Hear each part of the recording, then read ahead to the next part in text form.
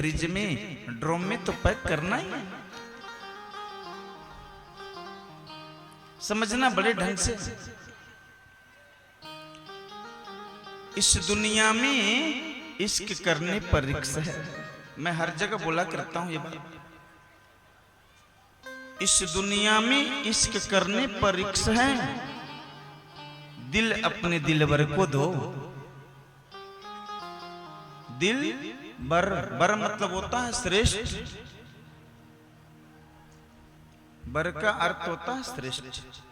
दिल अपने दिलवर को दो। जिसने दिल दिया है उसको दिल दो। दिल किसने दिया है? परमात्मा ने दिया है। कहा कि इस दुनिया में इश्क करने पर रिक्स है। दिल अपने दिलवर को दो। जहां इश्क में रिक्स नहीं, इश्क फिक्स है।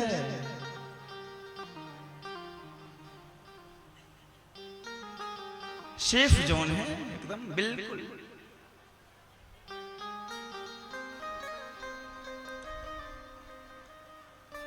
माता पिता के दिल को मत दुखाओ, क्योंकि जिस दिन माता पिता के दिल को आप दुखाती हो या दुखाते हो, भाइयों से भी कहता हूं, तो आपके जीवन में सुख शांति नहीं मिल सकती।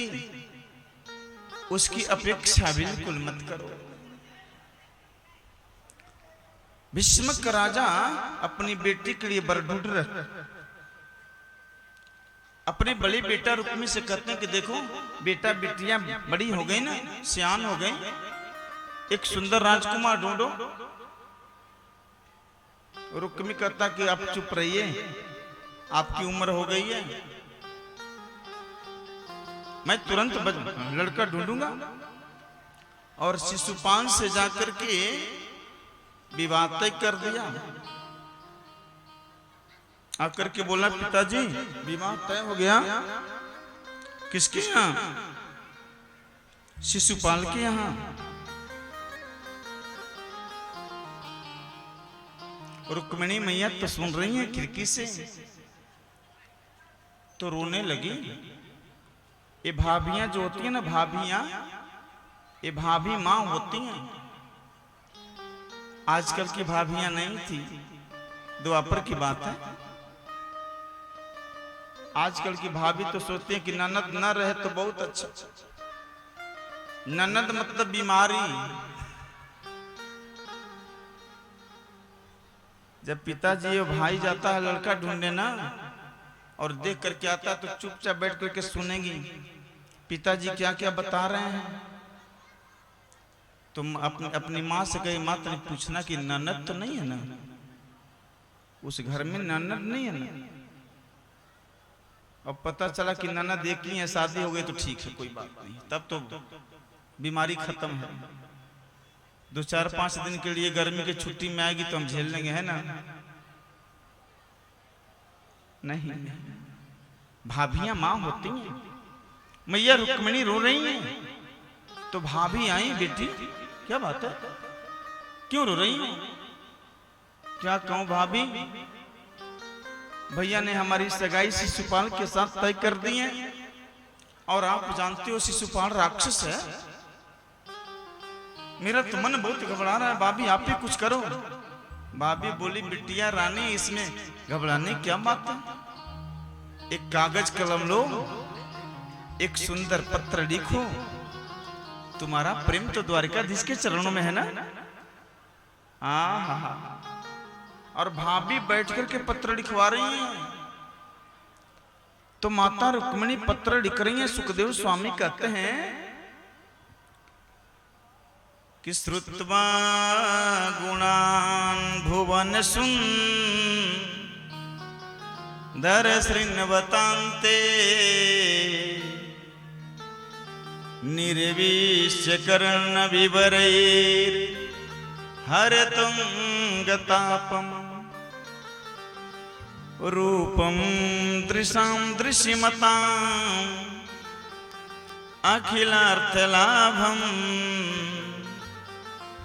त्वय्यच्युता विशत चित्रम पत्रपम में। मैया रुक्मिणी लिख रही हैं कि हे प्रभु, मैं ऐसा सुनी हूं कि त्रिभुवन में आपके ऐसा सुंदर कोई नहीं है। श्रुत्वा गुणान भुवन सुंदर शृण्वतान्ते, त्रिभुवन में कोई नहीं है, आपके ऐसा गुणवान भी कोई नहीं है। आप कहोगे कि मैं कैसे जानती हूं, मैं देखी नहीं हूं आपको, मैं आपके विषय में सुनी हूं। अब आप ही बताओ, जो वस्तु सिंह को मिलनी चाहिए उसको कोई सियार ले जाए तो अच्छी है क्या? मेरा विवाह राक्षस शिशुपाल के द्वारा तय हो गया, परसों बारात आएगी, आप आओ, मुझे ले चलो। आप पूछो, आप जानना चाहोगे मैं कहां मिलूंगी? तो मेरे कुल की परंपरा है कि शादी से पहले बिटियां गिरजा पूजन के लिए मंदिर में जाती हैं कि अंत है पुरंतर चरिम अनिहत्य बंधु स्वामुद्वहे कतमिति प्रवदाप्युपायम्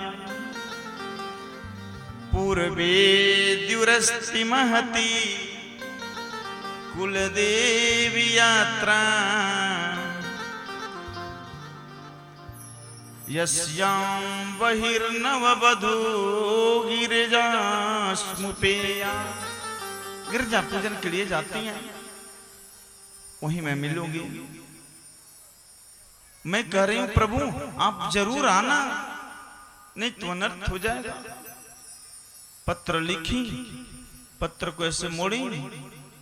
अब पहले हर राज्य में एक कुल पुरोहित हुआ करते थे, पंडित जी के चरणों में गिर गई, आप ही मेरे माता पिता बन जाओ, ये पत्र द्वारिकाधीश के पास पहुंचा दो।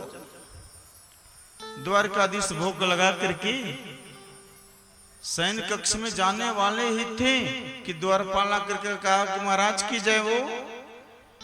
क्या बात है? एक ब्राह्मण देवता आए हैं, आपसे मिलने चाहते हैं, जल्दी बुलाओ। ब्राह्मण देवता का पैर पखारा प्रभु ने, सिंहासन पर बिठाया, अपने नीचे बैठे, भोजन कराया। और जब खातिरदारी समाप्त हो गई तब हाथ जोड़ करके बोले, ब्राह्मण देवता कैसे आना हुआ? पंडित जी पत्र निकाले और भगवान के हाथों में थमा दिए,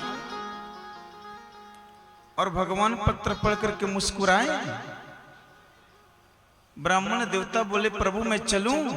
भगवान बोले, चलूं नहीं, चलता हूं। पंडित जी को रथ पर बिठाया, प्रभु चल दिए। इधर बिटिया और रुक्मिणी जो हैं 10,000 से ऊपर सैनिक सुरक्षा में है, सहेलियों के साथ में गिरजा पूजन करने आ रही हैं। और माता गिरजा के मंदिर में जा करके हाथ जोड़ कर करिए, मां यदि आप मेरे पूजा से प्रसन्न हो कि नमस्ते स्तांबिके भिक्षणम स्वसंतानयुतां शिवां भूयात् पतिर्मे भगवान कृष्णस्तदनुमोदता। कृष्ण मुझे पति रूप में प्राप्त हो जाए। सो माता जी के गले में से फूल का माला निकला और रुक्मिणी के गले में आकर के पड़ गया। एक बार राधे श्याम तो मरीज जैसे मत बोलिए। नहीं, आज कोई व्रत नहीं है, है ना? आज तो पारण भी हो गया होगा पूरा चकाचक एकदम। राधे